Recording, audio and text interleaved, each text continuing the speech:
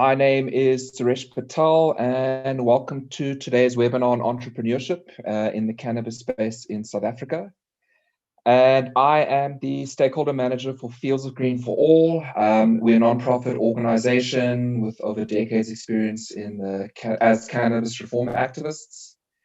And my role is to build relationships with individuals, organizations, and businesses who all share an interest in how the cannabis industry can take shape. And today, what really brings us here is we are a proud founding member of COOP, and COOP stands for the Cannabis Organization at the University of Pretoria.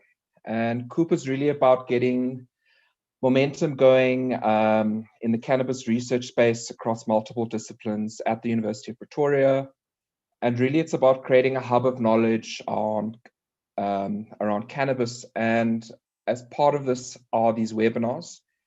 And these webinars are really meant to get the conversation going on the issues that we're facing as a cannabis industry. And we really hope that these discussions could potentially lead on to perhaps research initiatives that will ultimately move us all forward as an industry. And just on that note, COOP, we've just recently launched our website. The link will be posted in the chat just now. And that is www.cannabisorgup.com. So if all the viewers could just give it a visit, as well as follow us on social media, on LinkedIn, as well as Instagram. Now, our previous webinar, which was towards the end of last year, was on the legalization of cannabis, and our panelists discussed really the cannabis bill that was proposed and the various shortcomings, and you can find that video online as well. So today's webinar is discussing entrepreneurship in South Africa, in the cannabis space. And the problem is that we're in a bit of a gray area because it's very legal to grow and consume cannabis in the private space following the 2018 Concord judgment, but it is still very illegal to trade in it. Now, this obviously means people are still being arrested, but thankfully, there have been discussions around a national cannabis master plan, which is being led by the Department of Agriculture, and we really hope that this is going to fast-track trade laws in the space. Now, it's really important to note that there have been discussions on the master plan, and just last week, there was a workshop where the government invited over 300 attendees to give input on the master plan. And this week, they've also are accepting written submissions on the master plan itself. So, I mean, ultimately, we really hope that the master plan creates a space for lots of entrepreneurial activity, because we need that in the country. And we hope that it's going to create a space that's very dynamic and equitable. So I think the timing of these master plan discussions and this webinar is perfect. So let's dive in. So like, as I mentioned, even though trade is still currently illegal, there are many other types of opportunities available for entrepreneurs right now. As well as when trade laws are put into place. So today we've got 5 panelists, each with very different journeys to how they got here today. And essentially what we're going to discuss for the first 60 minutes is a brief background on each of our panelists, where they kind of their entrepreneurial journey, as well as discussing kinds of opportunities and challenges that they're seeing within their space. And then from 2 o'clock, we're going to open the floor up to a Q&A session from questions from our viewers. And just on that note, please feel free to ask questions in our YouTube live stream and Facebook live stream, and they will be filtered towards me. And just a note for our panelists, please keep your videos on and just control your mics when you're speaking and not speaking. So firstly, our first panelist name is Sibusiso Klaba from the ACCA Group. I'm not going to give too much away on your background. So please, Sibs, go ahead and tell us about yourself and your journey. Thanks so much, Suresh. Really appreciate the kind introduction. And thank you to Mark, the University of Pretoria Fields of Green for All, for organizing such a timely and important webinar around the entrepreneurial opportunity in the space. And so really appreciate this great event today. So just by way of introduction, my name is Busiso Xaba. I am the co-founder and CEO of ACCA Group, or Africa Cannabis Advisory Group. In a nutshell, we are a cannabis and hemp specialized services provider that works to basically help a broad range of stakeholders, including governments, corporates, entrepreneurs, communities, and institutions, formulate and execute on their cannabis projects or initiatives. So we've got a strong focus on strategy formulation. So in other words, if you're someone that's looking to enter the cannabis industry, where do I start? What do I do? What should I focus on? Where are my strengths in this industry? Where are perhaps my blind spots and my weaknesses? And how do I build a business that is relevant in a local context, in a, let's say, African or South African context, and also potentially an international context? So we work very hard on that initial strategy formulation piece. We also are very specialized in investments and capital raising. Now, as many of the speakers and I'm sure many of the attendees know, the biggest challenge I think right now for the African cannabis industry is accessing capital. Quite often these projects are extremely capital intensive, and our investors haven't quite caught up with really understanding the cannabis industry for what it is. So we play a role in helping to direct capital from a broad range of investors, high net worth individuals, family offices, asset managers, pension funds, private equity funds, both internationally and locally, and assist in channeling this capital into the right projects on the continent. We also have quite a strong focus on global sales and distribution.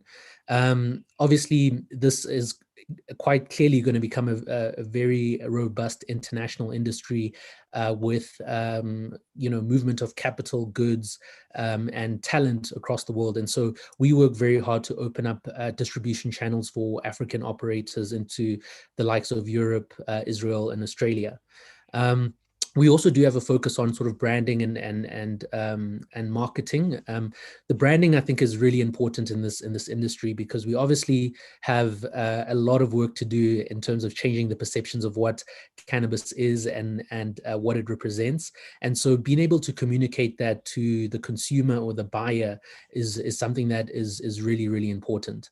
And so we've been around since 2019, and have been very fortunate in terms of the some of the work we've been able to do, and some of the stakeholders we've been able to sort of work with to move this industry forward on the continent.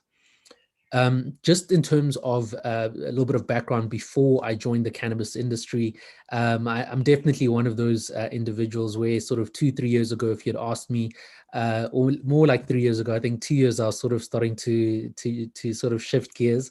But 3 years ago, I would have said it's an impossible scenario that I would be fully focused and dedicated to the cannabis plant. So before I started this company, maybe just to rewind a little bit back, I studied at the University of Cape Town. I did business science over there.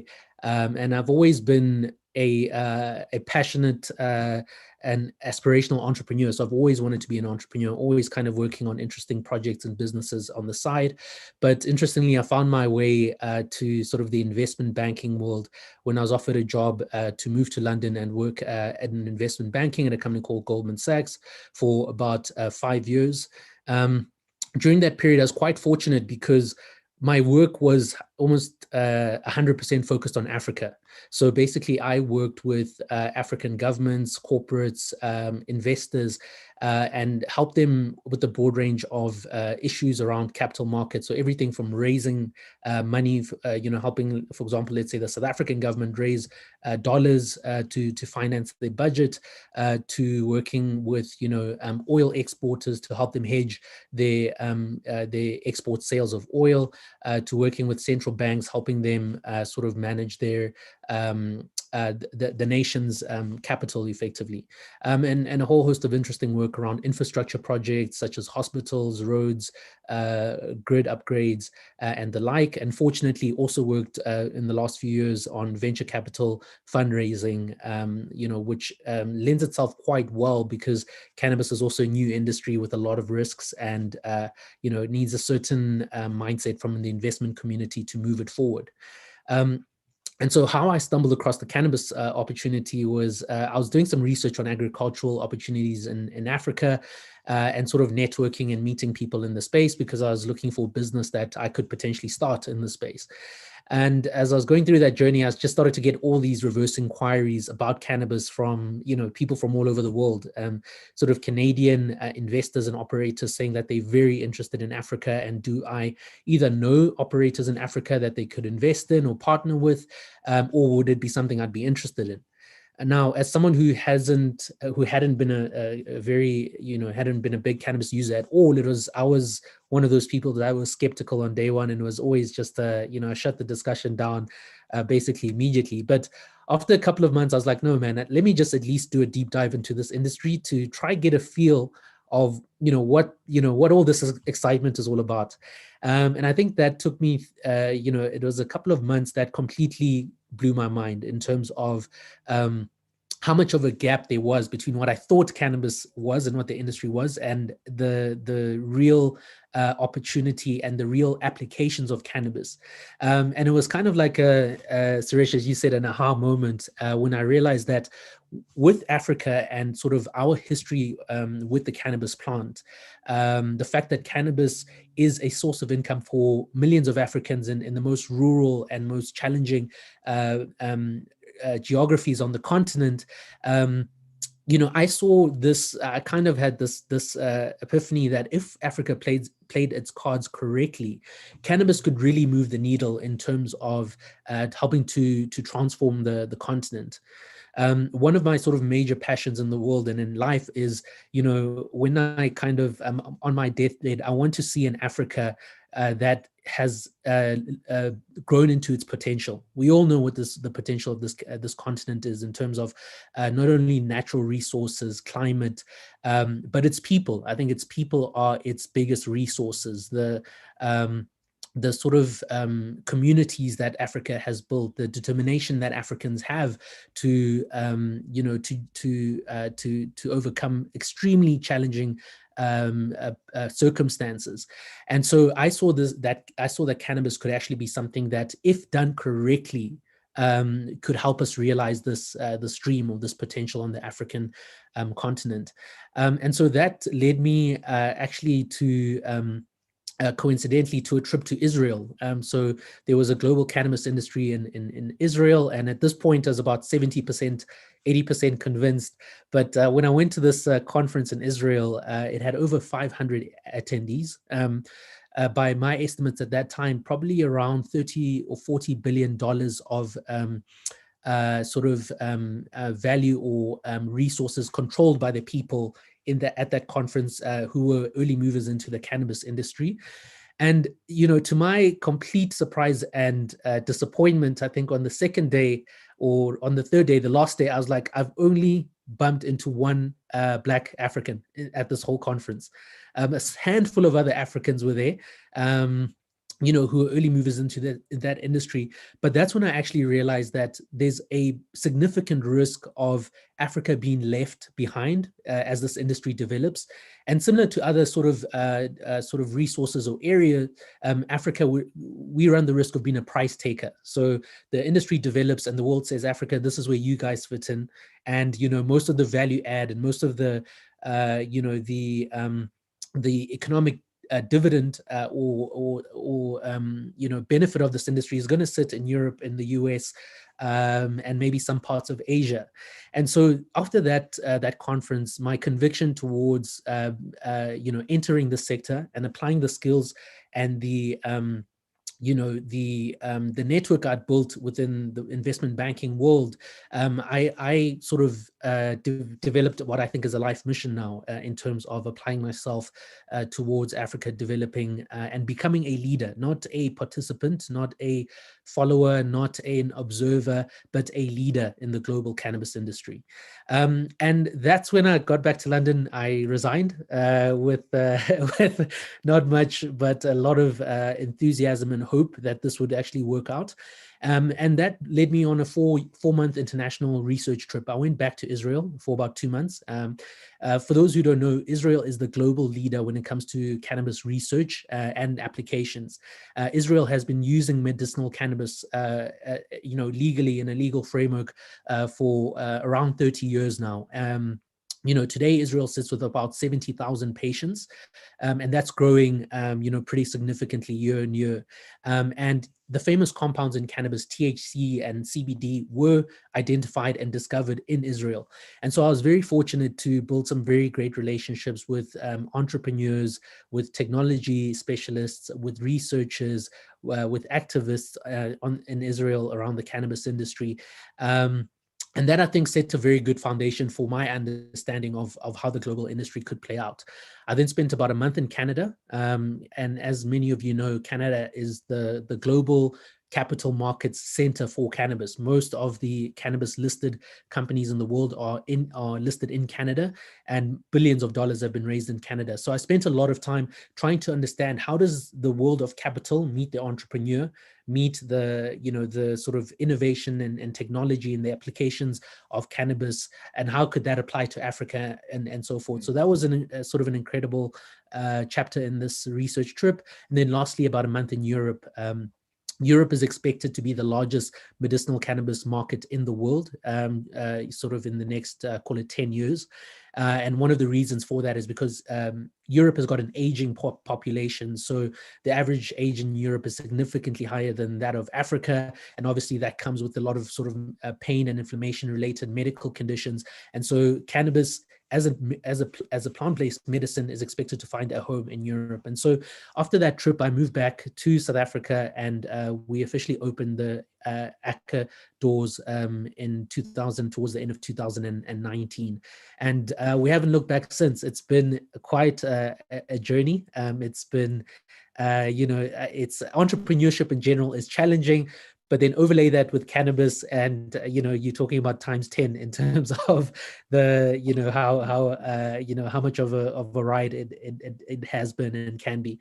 And so that's our story. And that's who ACA is. And I think maybe the last thing worth mentioning in terms of what we've been doing and working on is that we have entered into a strategic relationship with a company called Global Go, which is a US-based services provider. Within Global Go, we've got alliance partners in 8 countries with good coverage in South America, Europe, and North America. And Global Go was founded by a gentleman named Paul Rosen, who the first cannabis company on the NASDAQ. It's a company called Kronos Group, and it's a $5 billion company today. And so we've been very fortunate in forming this partnership, and especially because of the nature of the partner. I think Paul Rosen and the Global Go team, which houses the likes of Stephen D'Angelo, who's considered the father of cannabis, are very determined to see a world where cannabis heals, uplifts, and transforms human beings and societies at large. And so those values are actually really important in a world where a lot of people are in this industry to make a quick buck and to make money at all costs. And so we've been very fortunate to have an international partner who has the right values around the potential of this plant to transform. Are the kind of investment opportunities or opportunities for entrepreneurs that go beyond cultivation and extraction? For instance, things like grow shops or content providers, or the whole other list of services that are available. I mean, could you maybe just shed some light on what things you have come across? Sure. So the first thing I'll say is that one of the big challenges with the cannabis industry in Africa is that the average person who's interested in going into this industry almost assumes that the industry is entirely growing cannabis and then selling what you grow, maybe processing it and so forth. And I think that has some good merit in that, you know, Africa, we've got, you know, an immense amount of arable land, great conditions for growing, a great culture of growing agriculturally, but also subsistence farming. And cannabis, you know, it's something that's very natural to many Africans. However, if you take a bit of a step back and look at what try understand cannabis's many applications, you begin to sort of you know, it begins to blow your mind in terms of the thousands of different types of applications and businesses that you know, that can be started within the cannabis industry. So you know, first and foremost, the global cannabis industry, according to New Frontier data, in total is about a $300 billion industry, north of $300 billion. Now, and society's goal over the next, let's say, 20 years, even though, you know, some countries will be later than others, is to shift that illicit industry into a legal framework and for us to understand the plant better so that we can use it in our day-to-day lives for medicinal purposes and the like. Now, you know, one of the kind of questions we ask ourselves is, okay, what needs to happen to support $300 billion of product being moved and sold? And the truth is a lot. You know, there's applications within the technology space, there's applications within the services space, there's applications within the sort of education space. Trent is on the call, who runs Chiba, you know, one of those really, I think, outstanding sort of interesting businesses. There's applications within sort of formulation and industry materials. So it's extremely broad. So from our perspective, we understand the love for cultivation and we also support that aspect of it. But some of the other areas, you know, are that are compelling to us are, number one, around the hemp's applications. So the hemp hemp has got very low amounts of THC, but its fiber is known to have over 25,000 industrial applications. And from our perspective, with hemp having you know, been one of the most effective plants at absorbing CO2 from the atmosphere, us being able to substitute hydrocarbon-based products, plastics, and the like with hemp, not only allows us to you know, to develop sustainable materials, but it also allows us to develop them in a way that's carbon neutral or carbon negative, and that is an immensely important problem that society has today. How do we produce less carbon or absorb a lot of the carbon that we are currently producing? So that's one area we really like. Another area is you know, for example, one business that we're engaging now for potential investment is the company that's basically set up a mobile hemp extraction sort of van, if you will. So in other words, these guys have said, look, if hemp is going to be grown in some of the most rural parts of this continent, how are those people going to process the hemp into end products? You know, how are they going to, for example, extract oils from the hemp and the like? And so they've created this mini unit that has got the ability to act as a mobile processing sort of center for remote growers of hemp. And so, you know, it's one of the many ideas that we like that are very closely associated with you know, with innovation within the cannabis industry. So I think what I would say is that do your research within the industry, actually, you know, go a little bit deeper than sort of the usual sort of cultural, more recreational perhaps, or wellness sort of headlines that we see, and try and understand this plant at a first principles basis, at kind of the ground up basis. And you'll be surprised at how your life experience, your knowledge, what you are currently doing in life, and hemp's or cannabis's applications can meet to form really interesting businesses. Cool, Sibs. Thank you so much for that. I think we're going to go on to our next panelist. And I think it really leads on to from what Sib spoke about. I mean, he's obviously dealing with entrepreneurs and for a really good company, you need a strong management team.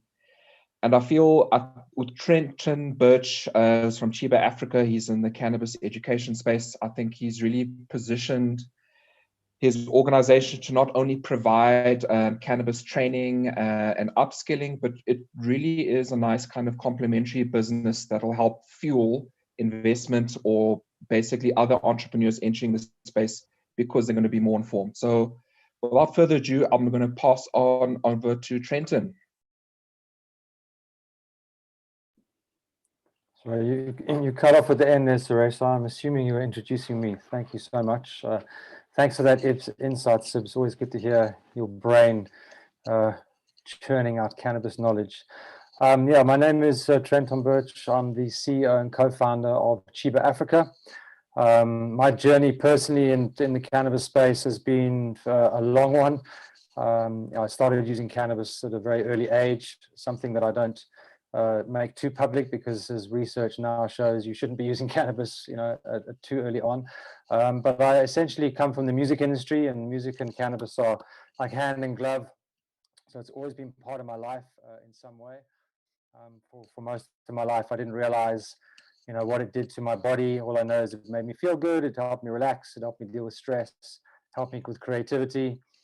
And I knew it was non-toxic. But in terms of the actual physiological side of it, I wasn't aware till much later in my life. I lived in London for 9 years, sort of similar journey to Sib's. Spent quite a lot of time there, where I got a cannabis street warning, which at the time I thought of fobbed off, but soon after found that if you get 2 cannabis street warnings in the UK, you get a criminal record, which means you can't travel to places like the States, etc.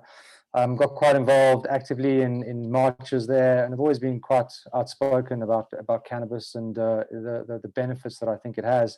My journey into the sort of more formal space in terms of launching a business, I spent 9-10 years in the education space. I run very involved with a non-profit called Bridges for Music, where we teach young entrepreneurs how to make music and how to be entrepreneurial. And I also ran creative media schools. So found myself from music into education. And a number of years ago, probably 8 years ago, got into or discovered the wonderful world of edibles. And I know that many people have had some horrific experiences with edibles. Thankfully, I'm not one of them. I believe that they are an incredible way to consume cannabis without the smoke. And I started taking steps to start a business. I had meetings, and at the time I had 2 very young kids and didn't feel like going to Polesmore, so I made a decision to put that on hold.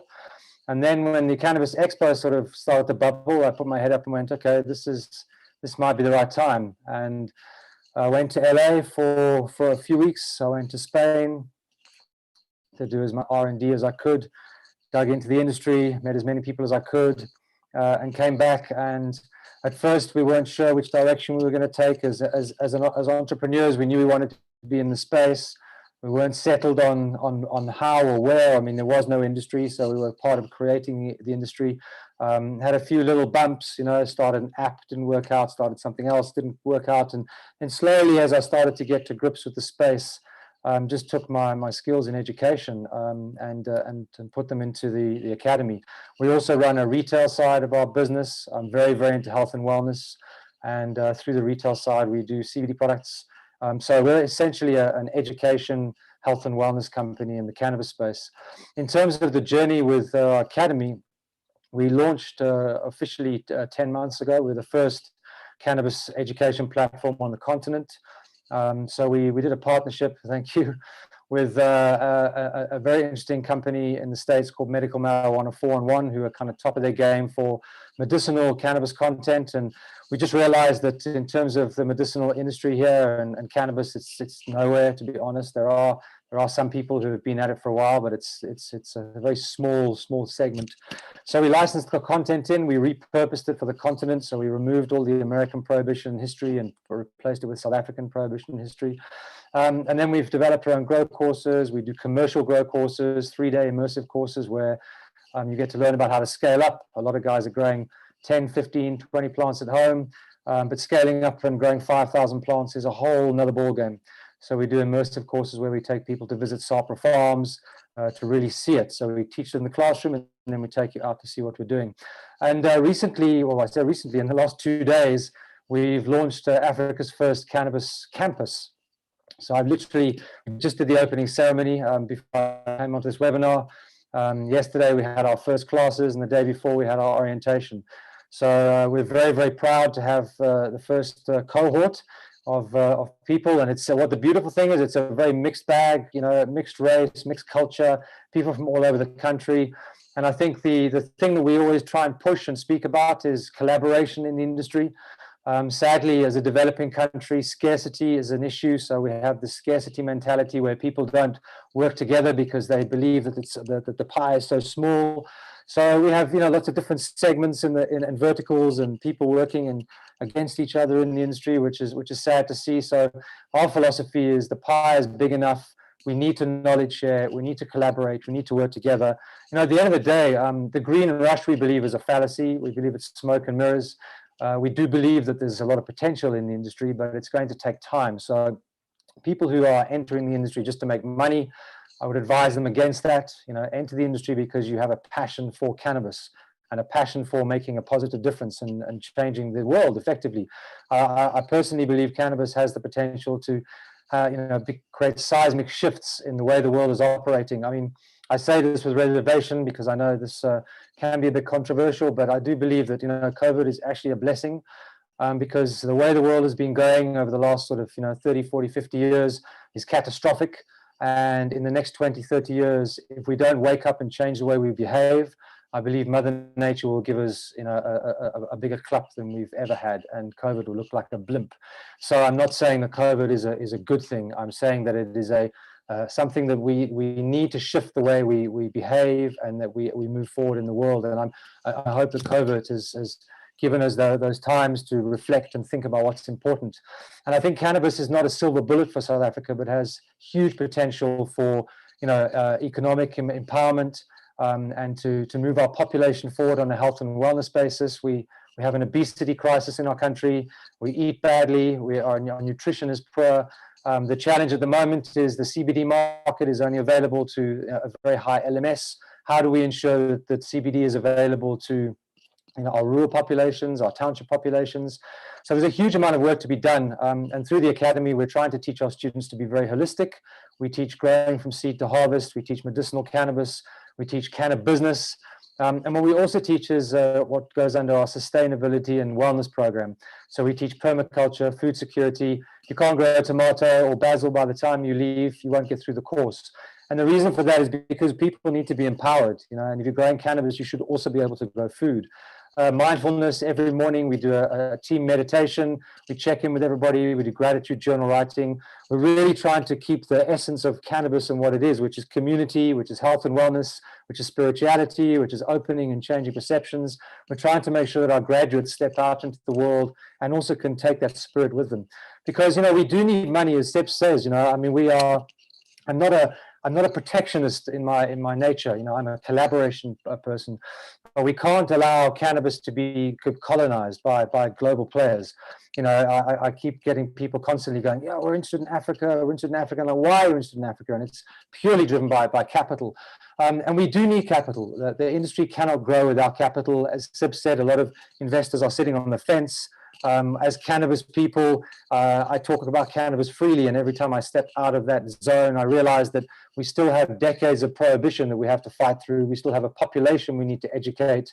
There's still a lot of work to be done in a lot of spaces. So we need VCs, we need private equity, we need money involved, but we are very into partnerships. It can't be a sort of colonial takeover of our resources. We need to be able to manufacture here, we need to be able to process here. We can't be exporting the raw material and bringing it back in. So there's a lot of work to be done in the industry. I certainly feel super blessed to be in this space. I wake up every day with purpose. It's not easy. We can't push out. We have challenges for entrepreneurs, out there listening to this. One of the key challenges is marketing. As a small entrepreneurial company, we don't have big budgets to go above the line. We can't target markets on social media because of the rules and regulations. So we have to be clever. We have to do guerrilla marketing. We have to be tenacious. But I think that just my parting shot is I think one thing we do need is we need more action from government. You know, this master plan is all good and well, and I'm excited about it. But you know, the concourse ruling in 2018 was almost 2.5 years ago, and now there's a master plan, and it's like, and I do appreciate the government have had to deal with COVID, and there's a lot of other issues. But you know, we need things to happen now. We need SAPA, a regulator, to be scrutinized in terms of the way they're moving forward. They are slowing the industry down. We need this industry now. We need it to come online as fast as possible. Our economy needs it. Our people need it. And so that's kind of the essence and the mandate that we are driving through education and everything we do. Trenton, thank you so much. I think, you know, the mission that Shiva's on, it sounds amazing. I've seen it firsthand. I've been to your campus. And I think even the company culture, like what you're saying about mindfulness and morning check-ins, I think that's sorely missing across many businesses in SA. But one of the things you pointed out was how COVID has really affected a lot of things. And I think one of them from a learning perspective is learning has shifted a lot more online. And whilst, you know, I fully appreciate a very immersive environment, coming to a school campus and being surrounded by it, I also see the benefit of being able to learn in my home. So obviously it means that you're able to really offer your content overseas and not just within Africa. And so do you see opportunities for yourself or maybe businesses who are in a similar position being able to tap into an overseas market because of COVID, because of the whole digital aspect? Absolutely, Suresh. It's a very valid point. So we run online courses, self-study and blended. Blended, you can learn, you can join a Zoom class. We've had, you know, in one of our last classes, we had a Nigerian guy living in Berlin. So we have people from Ghana across the continent, and we developed our own grow course. So as I mentioned earlier, we licensed in our medicinal content, but the rest of our content is all developed in local IP. We don't need, you know, Americans to teach us how to grow. We've been growing for 50, 60 years and longer. So we have some amazing people here with amazing skills. So yeah, there absolutely is. You know, we plan to export. There's no reason, you know, through our partnership with Medical Marijuana 411, who are active in Japan and South America and Europe, they are looking to take our course, you know, into the global sphere. If we can learn from Americans, why can't Americans and Europeans learn from us? So I think it's a very exciting opportunity. But I must say that I do think that online is also overrated at times by people trying to push it. It's not the same as a physical experience, and I appreciate that we're limited in terms of what we can do. So I think it's a supplementary experience. You know, the online revolution, sitting behind a computer with no peer-to-peer network in terms of sharing knowledge, I think has its value and has its place. But I think blended learning is key in the way forward. So, you know, Zoom classes do help with that. But I do think you're absolutely right that there is potential for us to become a powerhouse of education for cannabis globally.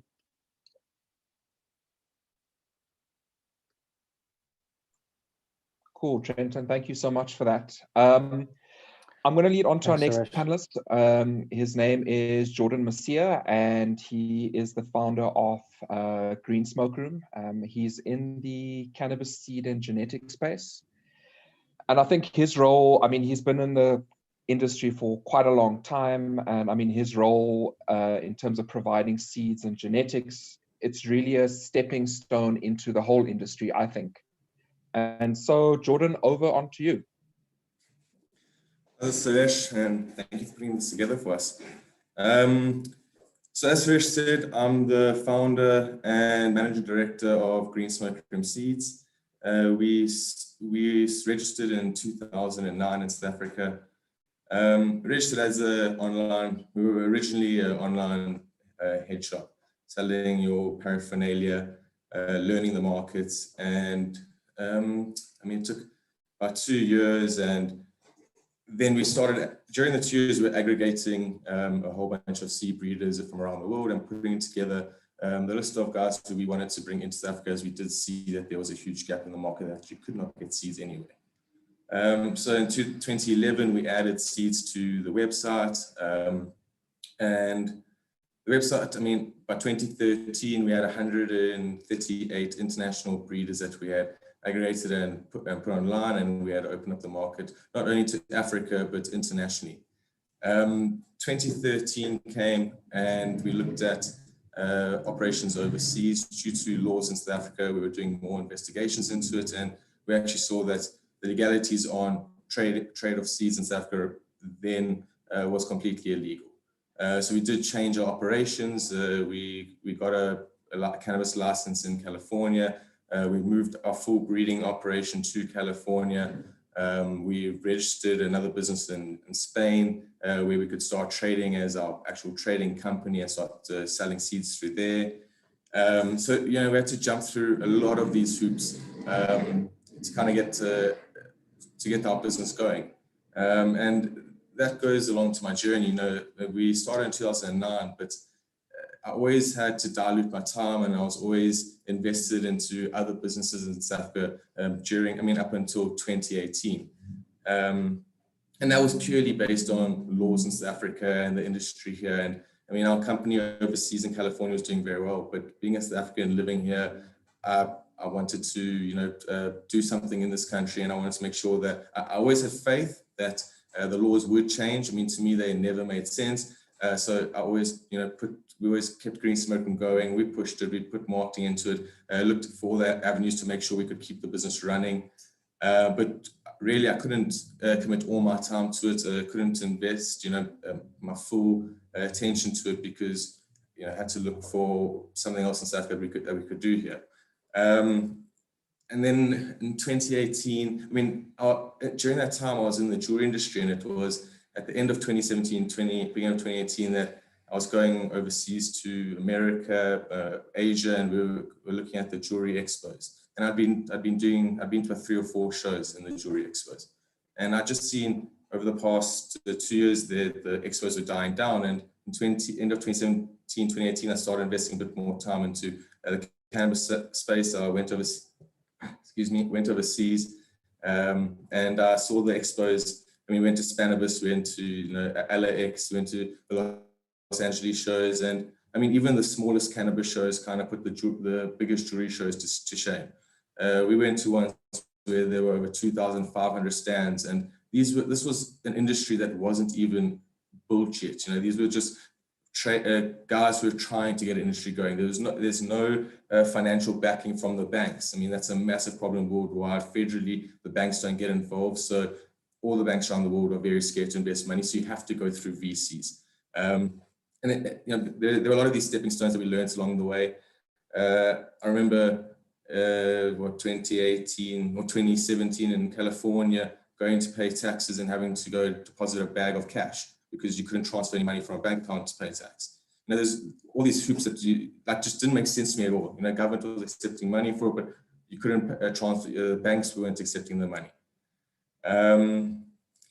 Yes, it was a long road, but I did, you know, for me it was, I remember the morning I woke up in 2018 when the Prince action, you know, Jeremy Prince case, when he won his case, and we got the Privacy Act, and government had to start working on producing a proper Privacy Act, and that was a huge step, you know, step in the right direction for South Africa.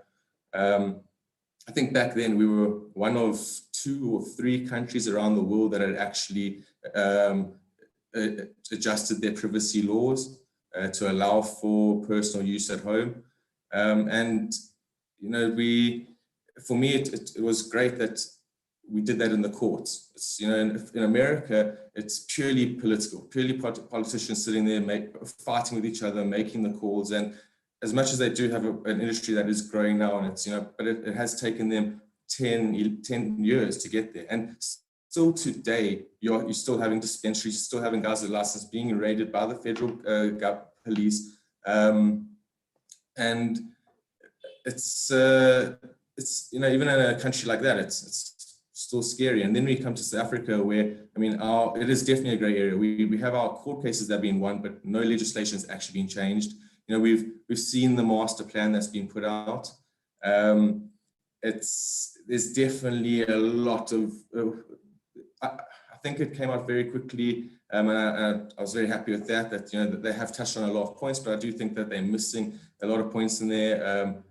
There's a lot of the criminal sentences for possession. If you're in a house if you have 2 people, 4 people, and you're over, your limit is, I think it was like 15 years. If you have children in that house and you're growing cannabis, there's just some stuff that really doesn't make sense. But they have, I guess that's why they have opened up to commentary, and the more people out there that make comments on the bill, I think the better it will become.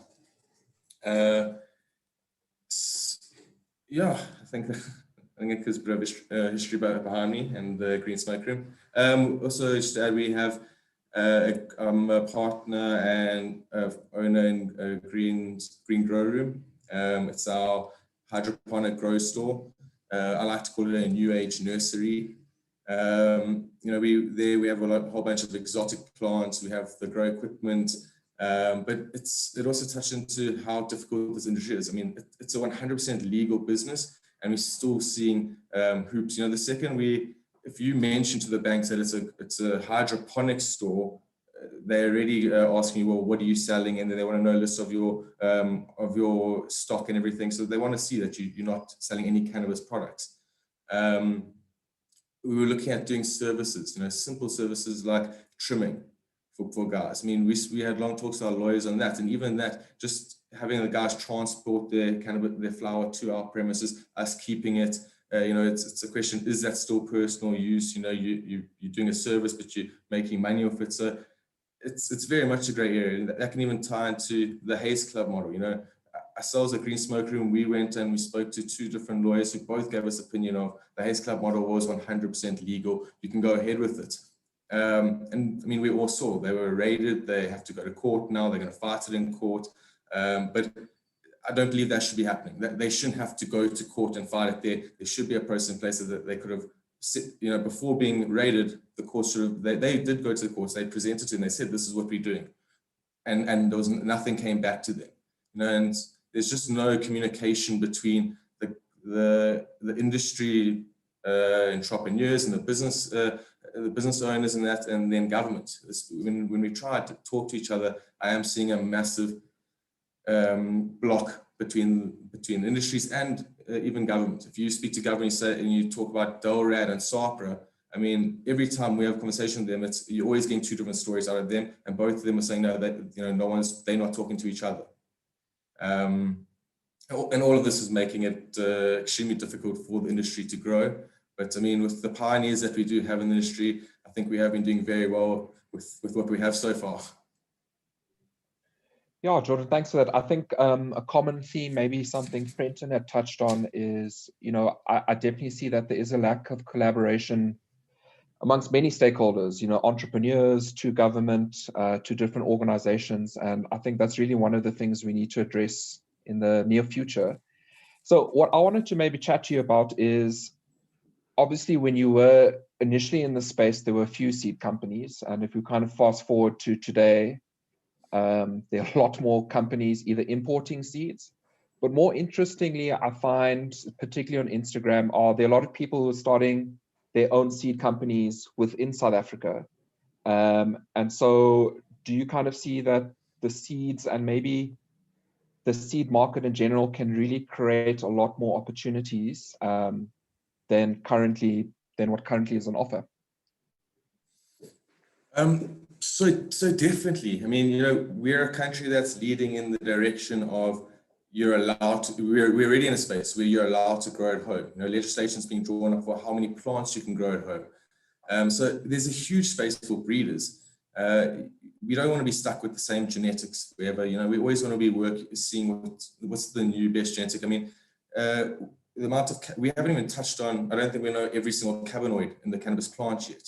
So with breeding, we are finding new cannabinoids, we're finding plants that have much higher percentages in certain cannabinoids. And the only way this industry is going to grow and grow quickly is by breeders, and not just by having breeders, but by everyone working together, creating an industry. And I think that's what's lacking in South Africa. What I find a lot with the local breeders is guys are keeping their cards very close to their chest. They're very worried to send their seeds to another breeder and say, take this and breed it out and see what we can do, because there is no structures in place of, IP to those genetics and contract. It's very hard to get a contract now between two breeders of, let's breed our genetics together.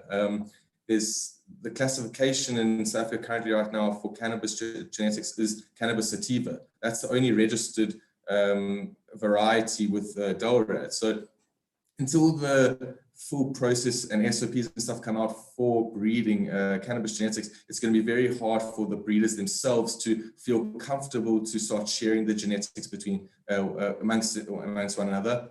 But if we look at Europe and even America, and you look at your top seed banks, all of them have genetics that they specify. We got a clone from this breeder and we bred it out, and they give gratitude back to the guys that actually gave them the genetics. And generally, there is a deal in there that whatever seeds get sold, there's a profit split or something goes on between them. So everyone's happy at the end of the day. But I mean, with that said, the industry in Europe is 40, 50 years now when it comes to seeds. So I do think we're definitely growing, we're getting there. I'm seeing more and more breeders on a daily basis popping up. And honestly, I have seen some extreme results, extreme breeders with unbelievable results coming out of South Africa. Also, I would like guys the breeders out there to start finding, there are a few companies who have GemmaCert machines. So if you can find these guys and send your flower for testing, if you actually look on the GemmaCert has a database worldwide of the THC percentages. And I mean, right now, South Africa is not ranking in the top 5 countries with regards to highest percentage of THC or highest CBD. So it'd be nice to see our name up there. But I do believe that once again is because lack of education, lack of people knowing that we do have these facilities. There are grow shops where you can take your flower to get tested. Yeah. Cool, Jordan. Thank you so much for that very interesting insight. I'm going to go on to the next speaker. His name is Sam Mzizi, and he's in the magazine publication business, particularly focusing in cannabis.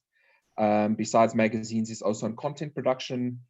And yeah, Sam, take it away. I'd really love to hear more about yourself, your business, and your journey to date. Nice. Thanks a lot. Thank you for this amazing platform as well that you facilitated to relay the information. I believe it's platforms like this that will actually change the perceptions of the masses there on cannabis, because our primary education on cannabis was totally off the wire. That being said, my name is Sam. I'm with the 7 Leaf weed eater there. So my journey into cannabis starts over the love of storytelling, basically. So I've always liked writing stories in school, writing for the school magazine and all that. So I tried out cannabis when I was still in school as well. But the good part is I tried it on the higher grades. So every time I found my friends smoking street cannabis, I always be like, oh, almost there, but not yet, I was always looking for that high one. So, and then, yeah, obviously, as the years move along, let's just go back to 2017, and you're reading on cannabis and you're trying to find out what it's all about. The previous year, I lost my mom to cancer, so I'd been studying a lot on cannabis and the healing aspects that it plays with regard to the cancer front. So 27, I'm studying and I'm finding out, and I'm failing to find African content that's talking about this guy that stays in Soweto. He took weed for cancer and he got healed. So we're busy smoking and we're talking, we're like, yo, Jans, how about we do a magazine and we just start telling South African cannabis stories and just African cannabis stories. So that's how the journey starts with 7 Leaf. And then in April 2019, a year later, we released the first issue of the magazine, and so we've been repositioning from there.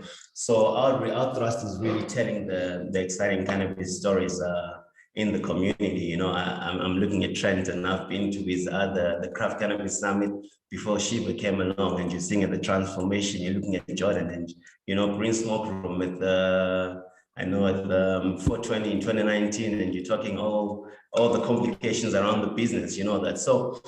So it's that to see the entrepreneurs coming up and talking, it shows that growth that's really happening in the industry. I mean, you've got Sips here saying that before 2017, he was anti-cannabis. So what changed him is his research and development, which is what really is the challenge in the space that we're in, the absence of information that is factual and actual on cannabis, because everything that we've consumed has been audited or doctored to push forward the mandate of the incarceration of the plant in general. So we find ourselves at a time where we're living in South Africa and in Africa in general, and in most areas that are legalizing cannabis right now, we find ourselves at a time where we're legally illegal, like you would say gray. You know, some of the things that you can do, I've got a plant here behind me, I mean, in the house, that's legal, right? But I can't, my son cannot see me through the window smoking a joint. That's illegal. And I'm still in the same house with the same rules, you understand?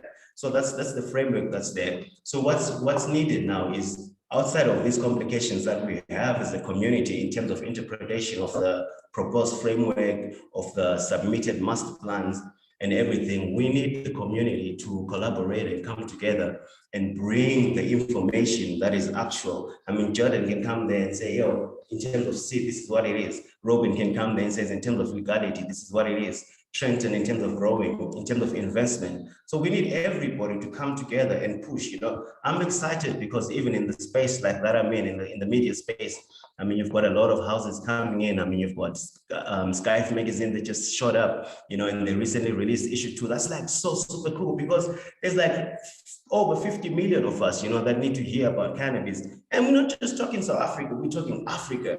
We like the prototype of what all the other nations need to then emulate and look, you know, and say, okay, this is what South Africa is doing. Yeah, 2016, medical cannabis was legal. Other countries copied it. 2017, Zimbabwe came in and did the same thing. Zambia came in. But who's going to give the people the factual information on that? The pioneers that have been there in the space. We, the players, you know, but we also need the government and the stakeholders to come into the party, because they seem to be more fragmented than us, the cannabis community, because there is infighting in the cannabis community. It's not a secret. I mean, you've got different people pushing different agendas. You've got the existing community saying, blocking the guys who are coming into the space. When you look at things like that inside our space, it slows us down. But then the government also, it's got SAPRA for regulation. It's got the Department of Investment for Exportation and Trade and Investment for Importation and Exportation. It's got the Department of Agriculture for the master plan. It's got the SAPS for following up on the regulation. It's got the Department of Justice to issue the legislation.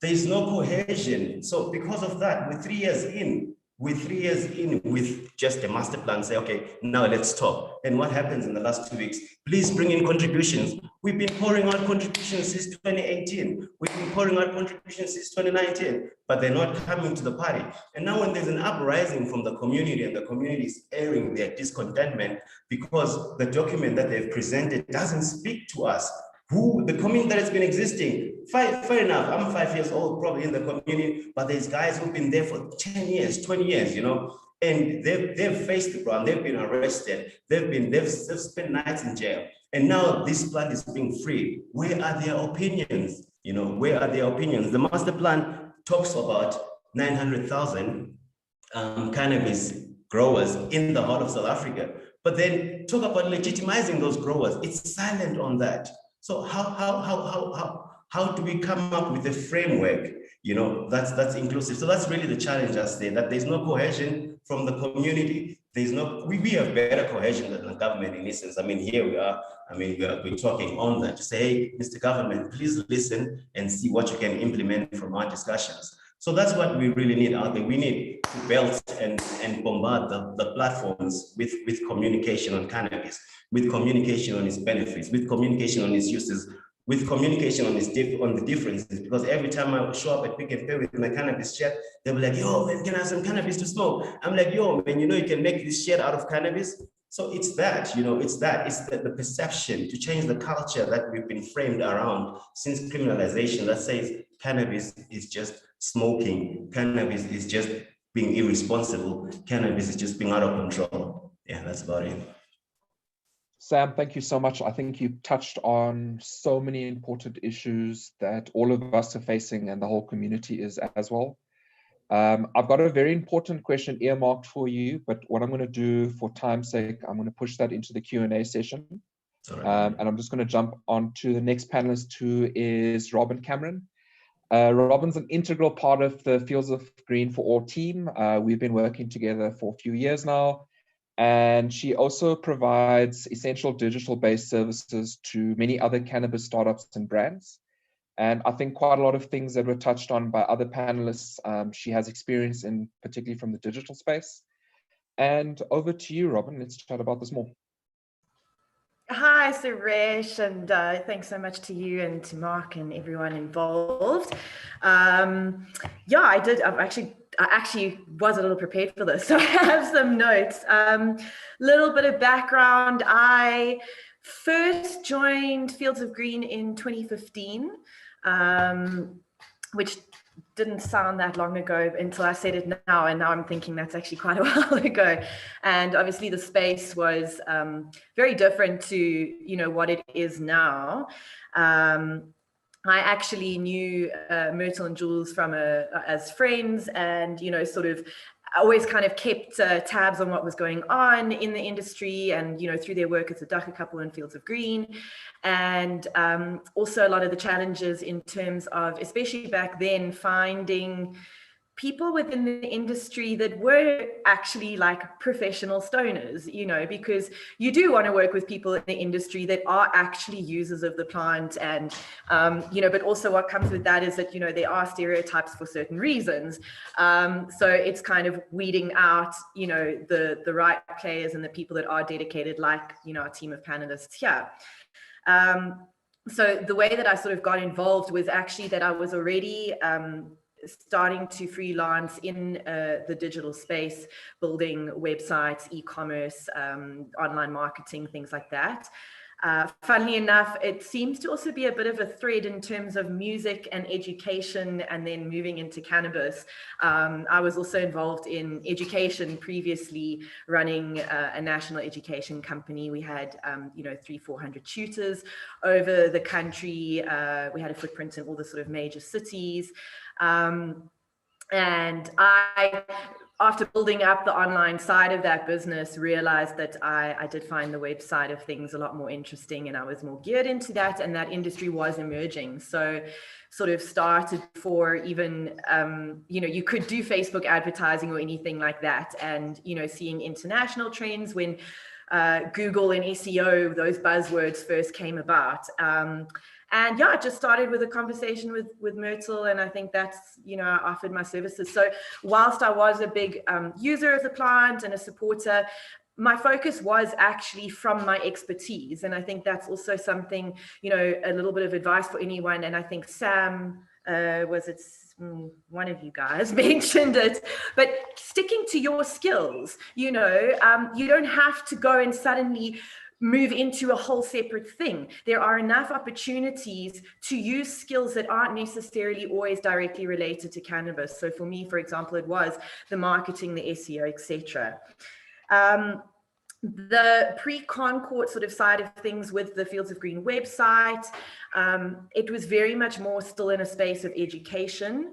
Obviously, Fields of Green's objectives have grown and sort of shifted slightly, once the Concord ruling was made, whereas before it was a lot more educating, a lot more talking about the stop the cops, the join the queue, the arrests. Obviously, we're still going on about that because it's still happening. And we're in this kind of space now where we're still educating people about it happening, as well as, the new stuff and the new opportunities. And back then, same as now, you can't market something unless you actually know what your offering is. So your objectives have to be clear. Our objectives always were and have been very clear, and the challenge has always been to get those across. And as the industry has grown, to keep those objectives, keep the information coming, not letting it get diluted within the big green rush of everything. So that's sort of pre-Concord how I joined Fields of Green, and concurrently I was also doing other freelance clients, and it was really nice to keep that balance of corporate sort of experience, different industries, and to always come back and relate that back to Fields of Green, the cannabis industry, and how those strategies and things can be used and molded specifically to the cannabis industry. Obviously, there's some that can't, like we've spoken about with the Facebook advertising and that, which I'll touch on a little bit more now. Then obviously the Concord ruling happened, and it became a lot more about the awareness of now what our rights are, the change of space, making sure that people do still realize that you can be arrested. It is illegal to trade despite you being able to grow legally at home in a private space. And from a marketing point of view, it became more of a challenge to, whereas before it was educating people and just really having that voice, it became more about emerging the brand as an authority and, you know, as a leader in the industry, and to, again, not dilute the message and the objectives that we're focusing on with the hype around making money and, you know, all the fly-by-nights and everyone else sort of jumping on board. Because as we know, there's lots of gray areas, there's lots of talk, there's, you know, in the digital realm especially, it's really difficult to distinguish fact between, from fact from fiction. So I think any cannabis company also needs to take that and make sure that, you know, your message is clear, you know what message you're putting across, and you don't have to just jump on board every other trend. Look at what you uniquely contribute and focus on that. I think also, you know, we ran our CCHSA campaign last year, which was a really nice targeted push. And what we found was, because of the space of it becoming destigmatized, people were actually more likely to respond. They were more likely to sign our petition, in the public eye, put their names around things. You know, I found myself in the position with, for example, lockdown, where I went from, I have two sisters, and I went from being the naughty child, you know, smoking weed, it was illegal, and I was doing this stuff and working with this weenie, and it suddenly turned on its head. And I said to my sisters, I said, well, here I am in this emerging industry that's actually starting to boom while everyone else is being affected. All the traditional industries are being shut down. And I said, you know, they're busy buying their cigarettes and booze illegally. And suddenly now I was, you know, no longer had to be the one of being embarrassed or hiding, you know, my support for the industry. So I did find that that challenge turned around. People in general are a lot more willing to kind of come out and, you know, state their proudly greenness. I actually wore the shirt specifically today so I could mention, you know, part of our CCHSA campaign. We can't advertise, you can't do paid advertising for any cannabis related keywords. So we had to be clever in terms of how do we spread the word. And one of those things was doing a little video challenge of, you know, if you look at the shirt and we've got all these words for cannabis, you know, specifically African words, and we did a little video challenge on how many of those you could say or remember in a minute. And more people were willing to do that. Whereas prior to the judgment, you know, you couldn't have that. People weren't willing to stand up and say, yes, I'm proudly green. So the market has changed there, and, you know, there's a lot more opportunities now because of that within these sort of support industries. So demographics and things like that have changed, whereas before it was very much preaching to the choir. Now we are actually moving into all these other industries, all these different demographics, from, you know, young to old, like you were touching on in Europe. You know, the population, the people that are using it medically are a very different demographic, and their education and belief around cannabis is very different. So marketing to them is a lot more difficult than marketing to your sort of younger kids that have grown up and actually maybe come of legal age into the current gray area. Something else someone said was, you know, cannabis industry, it's not a silver bullet. And I think in terms of the opportunities as well, you know, when it comes to the online realm, just building yourself a website or getting into e-commerce, it's not a fix-all. It's not a, oh, suddenly I'm going to do it. It's like any other industry where you have to really, really still put effort in. You've got to believe in what you're doing. You're not going to make money if you just, you know, jump into it. So some advice for people coming into the industry is, you know, focusing on things that you are good at, Also, you know, coming back to your consumers, your demographics, and making sure you are actually speaking, engaging, and again, like everyone has said, coming back to your community. You don't have to go looking for funding or businesses to partner with. You have them in your community already. You know, you don't have to go and reinvent the wheel. There are enough people in the industry and there are enough opportunities. I think that's the other thing, is that there are enough opportunities.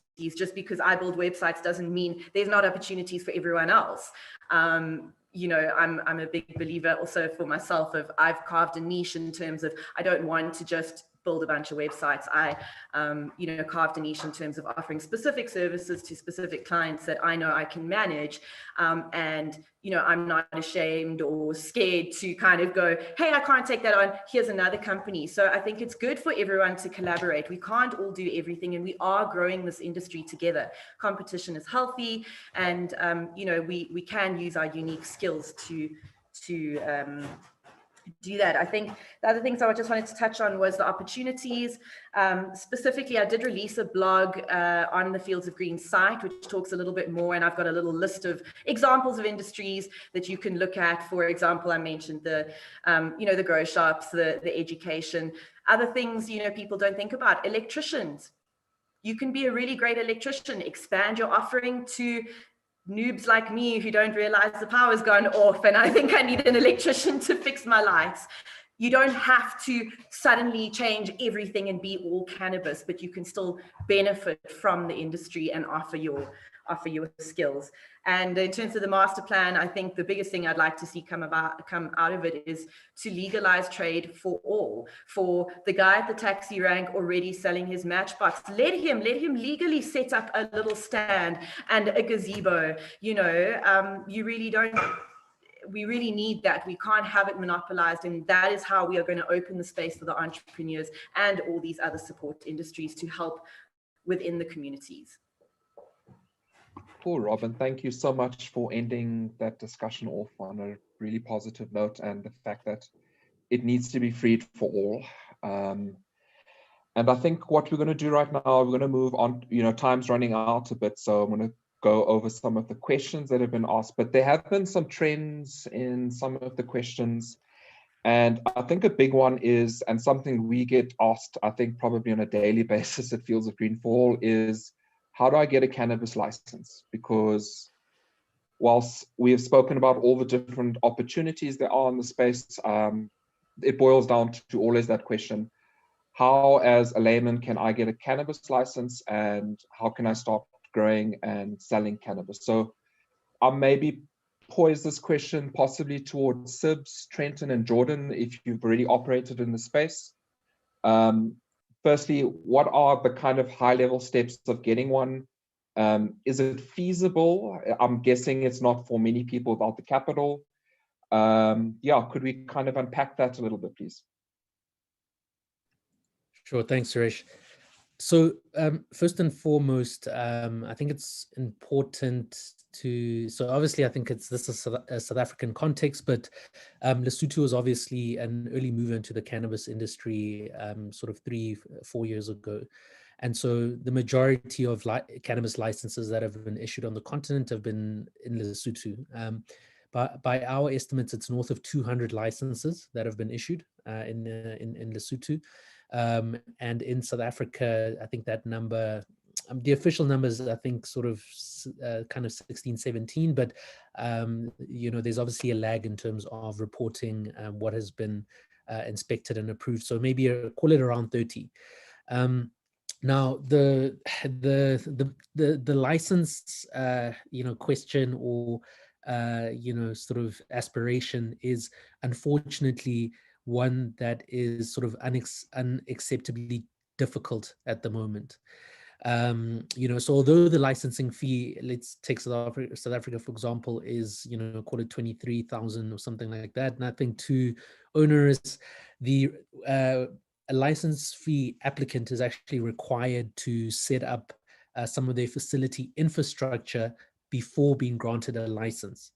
Now, because you are applying for a medicinal cannabis, cultivation license, for example, this is regulated under SAHPRA, the South African Health Products Regulatory Authority, and it's very much, let's say, regulated or viewed the same way as a pharmaceutical or nutraceutical product, which, as you can imagine, is extremely expensive to set up these facilities that meet all these standards and requirements for a sort of pharmaceutical grade product. And so, I'll give you a very broad range in terms of how much has been spent on developing these facilities on the continent, but everything sort of as low as, call it 2-3 million to as high as 400 million rand. And so, this obviously presents, a very, very clear and obvious exclusion for most Africans. Less than 1% of Africans can really sort of afford those types of licensing fees and so forth.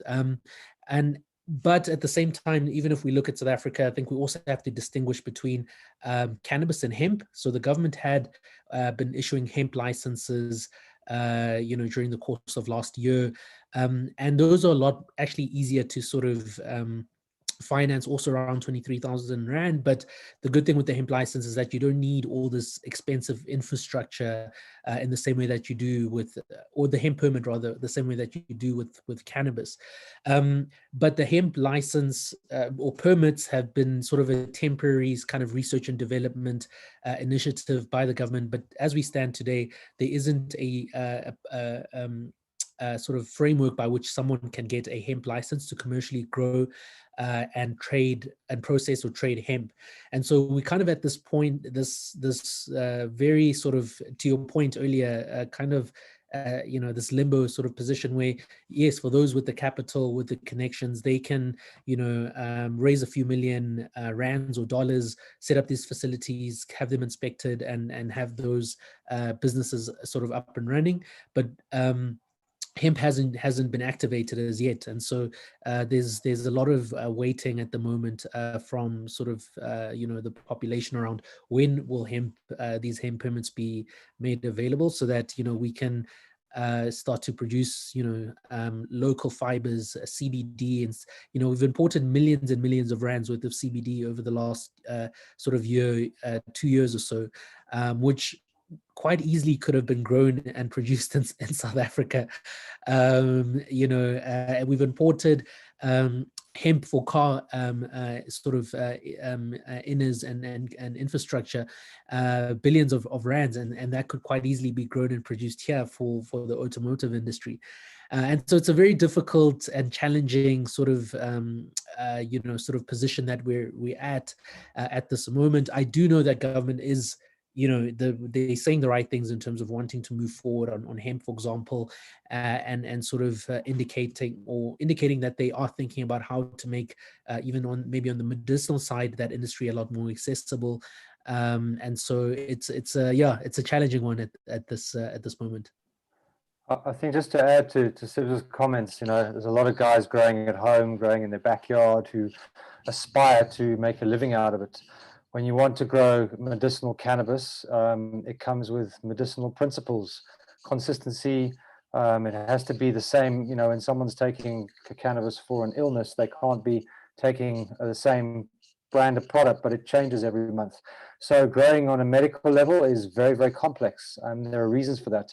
I think where there is an opportunity, just to sort of stack on what Sibs was saying, is growing for cannabis clubs, because at the moment, technically speaking, you can grow for a cannabis club and you get paid for your growing services. You don't get paid for the actual cannabis. With the Haze Club, we have no idea where that is going to go, but based on sort of Spanish models and other international models, we do believe the cannabis club model is a good model, as long as it's regulated, as long as it's managed. At the end of the day, there's one key thing that we need to keep in mind here, and no matter what happens, at all costs, we must protect the consumer. Whether it's a recreational consumer who just smokes weed, who can't have pesticides, who can't have fungicides in the cannabis, if it's somebody on the medicinal side taking CBD, even just for sort of mild anxiety or stress or pain, we have a responsibility as an industry to make sure that we have clean product. So I think in terms of, you know, the people on this webinar who are looking to grow and to make a living out of growing, you know, trying to aim for big factories and big farms is very, very capital intensive. So growing for cannabis clubs, I think, has huge potential in the country. So I wanted to add there, I mean, I'm giving the government the benefit of the doubt here, but it's leading on to what Trenton said, that we have to understand the difference between the recreational sector and the medicinal sector. Right now, the government is looking at the medicinal sector, and there were medicinal licenses given out to growers, to farmers, and you know, these medicinal licenses, the government, I think, they did put this barrier in entry in because there were already a lot of farmers out there that were struggling and had these facilities ready to go. They just needed a new crop.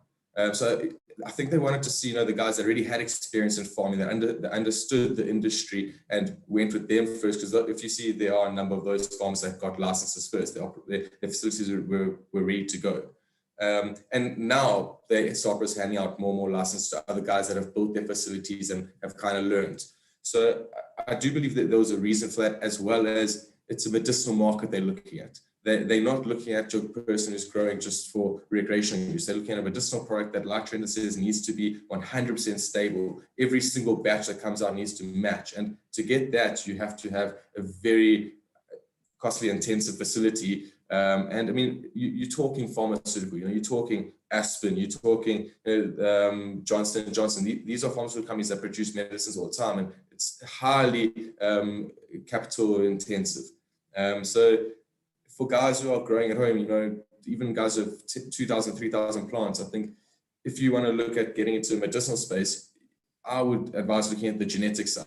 It's a lot easier to produce your genetics, register your genetic, get that into the medicinal space, and from there you can kind of grow. So there are always avenues to get in there, but to jump in and try, go get a license and compete with the guys who've been already growing and in the pharmaceutical space for the last 100 of years, it's the government, of course, is going to go and back there. They know what they're doing, and they want to feel the industry first from guys who know how to do it. And then, of course, you'll get competitors who come in and will be able to get on board. But we just need to look at also that rec and medicinal. You know, there is a completely different avenue to a guy who's growing on a farm for the recreational use. I mean, that model is being tested, and it will be a lot less lenient. Sorry, a lot more lenient. Jordan, Trenton, Sibs, thank you so much for that answer. So I had a question for Sam that's also popped up from the chat as well. And I think something that hasn't really been touched on is, I think for someone to realize that they want to be an entrepreneur in the cannabis space, you need to be exposed to some sort of content, whether it's written, video, audio, or just meeting someone. And in your space, Sam, how do you feel about, you know, places like townships, smaller kind of cities or towns, much more rural placed kind of areas? Do you see there a lack of kind of, there's a disconnect between what we're all talking about in this webinar and the information that we all have access to, and ultimately the person on the ground or someone in a township doesn't have that access to, and they're pretty much in the dark at the moment. So a question for you is, how do you think we can address that? Because I think by and large, a webinar is basically missing a large portion of the population in its construct. So do you have any input on that? Yeah. I think in 2001, when Thabo Mbeki was still president, he stated that information and information technology were key factors in terms of breaking the barriers of inequality, as well as lagging behind, not really catching up. You know, so I think over the last few years within the South African community, we know, first of all, we've got high data prices, but they're favorable. But the Black Mirror, the phones have really penetrated the local communities. So in terms of content consumption, cannabis content consumption, I mean, the guys are getting it on social media online. I mean, they've got digital print. For instance, our magazine is now literally being distributed on all our content online almost for free. So they get that stuff on their phones, and you've got audios, you've got radios. I mean, you've got a guy singing Azisha, you know, something Soweto singing about cannabis. That's content that's changing the perceptions. You've got the movie Matwetwe. So what's the township community is still on the terrestrial front in terms of radio and TV, you know. They are migrating a lot more to the digital space with the mobile phones. I was reading recently and I discovered that the first interaction nowadays for most people with the internet is from a mobile device, and this is in particular in South Africa. So I think that's really the big plan in terms of pushing our cannabis content in the direction of that space, because the people are there, as well as the lockdown, COVID. I mean, we had our kids now for the first time doing school on Zoom, just like us. So already that whole thrust, being the fact that we're in a fourth industrial revolution, the township is behind, but it's not left behind. You know, we're there, we're catching up. We've got mobile phones, we're sharing the stories on WhatsApp and all that. So that's how we're consuming the content in the community. And yeah, I'm sure there's a few people who've watched Zoom as well as the Facebook part. The fact that the video is actually free or available on Facebook, that was a good platform, because a lot of township dwellers are big on Facebook. Fantastic, Sam. Thank you for that. So I've got one last question, and then we're going to go off into closing comments. This is from Pierre van der Hoven, and he asks, do the panelists think the South African cannabis industry is attractive, encouraging, and welcoming for investors and potential investors? And maybe just on that, I know Pierre van der Hoven is involved with a fund called if I'm not mistaken, Silverleaf Investments. So yeah, if anyone in the panel would like to answer that. If I could answer that, just because I need to step out to do a lecture in 4 minutes, Suresh, as you know. So absolutely, I think what Pierre is doing with Silverleaf is vital, because essentially you have, you know, Pierre is an industry guy. So you have an industry on the one side and you have venture capitalist money on the other side. They don't talk the same language. So I think that the fund that the guys have set up is a really important part of the matrix, because ultimately there are people who, you know, are sitting there with lots of cash wanting to invest, but they see the industry from the outside. They see, you know, they're still dealing with negative perceptions that have been happened for years. We're still trying to mobilize and organize as an industry. So I think there's definitely opportunity for investors, but I think bridging kind of situations like this particular fund, I think are very important to build investor confidence. And also to make sure that when people are running cannabis organizations, that they run and operate on business principles. At the end of the day, this is still a business. You know, it's very similar to the music industry. It might be creative and full of all kinds of weird and wonderful characters, but, you know, there are P&Ls and profit margins and lines that need to be adhered to. So I think there's this huge opportunity for investment in this space, but I do think that sort of middle organizations or like this fund, I think, play a vital role, and I hope to see more of them coming along to support our industry. And on that note, I have to gracefully bow out and go and teach our students. So I just wanted to say thank you for everybody for your time. It was an amazing webinar, and I hope the rest goes okay. I'm sorry that I have to leave. Thank you.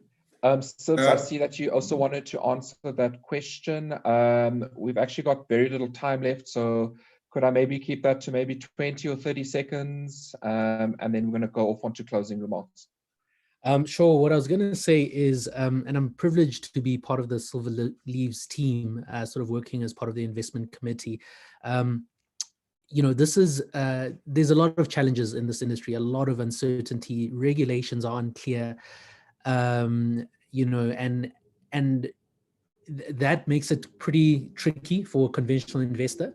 But it's also a time where, you know, Silverleaf, which is a pioneer in the, you know, early stage investment space in Africa, has got a an incredible opportunity in terms of entering the industry early and supporting these companies and these entrepreneurs as their businesses, kind of begin to have to, work in much more friendlier environments, much more conducive environments. So it is tricky, it is tough. It does take a lot of skill to get kind of right in terms of structuring deals and the like. But, on the other side of this, I think it's an incredible opportunity for investors to kind of build the foundation of this industry and to build the leading brands, technologies, companies in this industry. And so from that perspective, the reward is worth the risk and the challenges. Fantastic. Thanks, Sibs. So I think Robin gave us her last kind of commentary on what you'd like to see in laws or the master plan. Could we just maybe jump to the other panelists, a quick 1 or 2 liner on what you'd either like to see in the master plan specifically for your sector or in upcoming laws? I'll jump in, yeah. So I'd like to see something about the trade in cannabis. In the master plan, I feel that they spoke about a flow of how the trade can look, but they did not get into anything of how trade will work, of what industry, what certificates you need, of registrations you need, of nothing like that. And I think we need to dive a lot more into the trade of cannabis, looking at the tax part of it, registering of new categories for importing and exporting. There's a lot that needs to be done that I think they have just not looked at all in that master plan. Thanks, Jordan. Anyone next? Sibs, perhaps? Yeah. Sorry, I'm here. I think the master plan, speaking to the master plan, and just to add on what Jordan said, I think the master plan needs to be tried, first of all, to be implemented and demonstrated for it to be regarded as a master plan. Right now, it's not even a master plan, like in all truth. But what we want to see in the industry really is a culture change, where platforms and things like this, the webinars and all that, they continue the information drive so that there is a culture change amongst the people. Thanks, Sam. Can I just add something there? Sorry, with regards to the master plan, and we had the government set up the online webinar that we all, I'm sure most of us went on there, and I think there were 150 people. I mean, that's nothing. The government setting up a webinar to explain the master plan and get comments back. We need a lot more than 350 people in there. The last time I checked with my lawyers, there were only 2,000 plus comments on the master plan that had been emailed and submitted to them. In a country with 50 million people, to get 2,000 comments, that's why the government that aren't pushing and looking. If they get 100,000 people behind it sending in comments, I think they'll take it a little bit more seriously. Thanks, Jordan. And lastly, Sibs, last remark before I close off.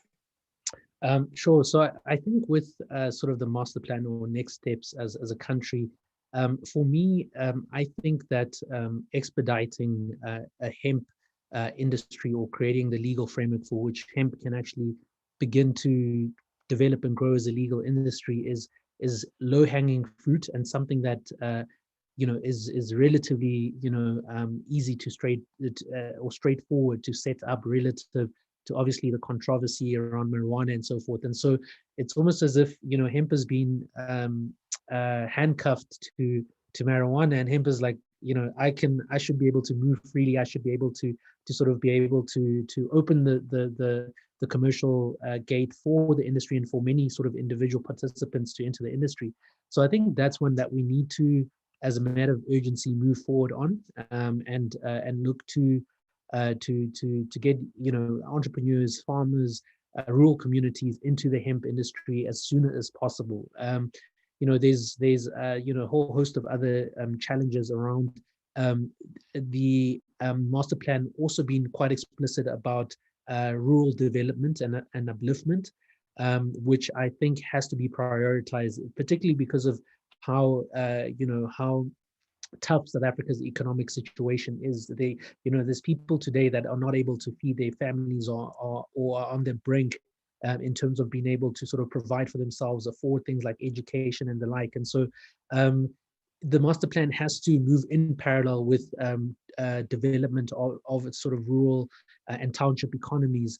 And it can't be an afterthought or something in a few years where, you know, we've got, you know, massive companies that have got these, you know, great operations, which I'm not saying that's necessarily bad because they'll create jobs and so forth, but we can't leave, you know, the most vulnerable South Africans behind when it comes to the need for this industry to be established. So those would probably be my 2 points. Thank you, Sibs, for that.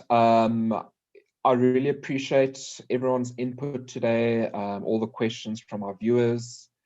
And yeah, I'd like to thank all our panelists, everyone at Coop who made this happen in the background, everyone at Fields of Green for All who assisted with the live stream. This webinar has been recorded. We're going to share it very shortly. And we just want to make another mention. Can you follow Coop on our social media? That'll be popped into the chat just now.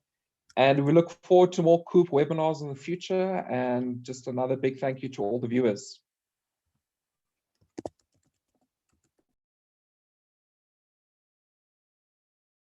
Thank you so much. It's really appreciated. Thank you. A very good panel. Thanks, guys. Bye-bye. Cheers. Bye. Thanks, everyone.